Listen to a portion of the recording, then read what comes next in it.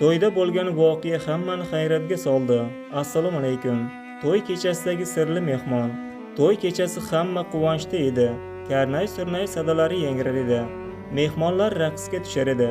Kelin-kuyov esa tabassum bilan mehmonlarni kutib olayotgan edi. Shu paytda hech kim tanimaydigan bir keksa odam to'yxonaga kirib keldi. U oddiy kiyimda edi. Qo'lida esa yog'och taxtachadan sandig'i bor edi.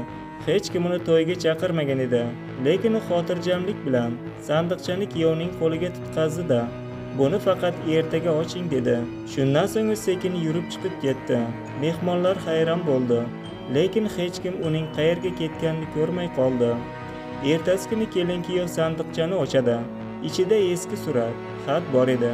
Xatda shunday yozilgan edi: "Baxt pul bilan emas, bir-biringizni hurmat qilish, ishonch bilan quriladi.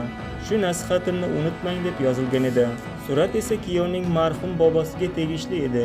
Eng qizig'i, kecha kelgan keksa odam aynan bobosiga juda o'xshar edi. Ammo yillar oldin vafot etgan edi. Shundan keyin hammani bir savol qiynay boshladi. To'yga kelgan sirli mehmon aslida kim edi?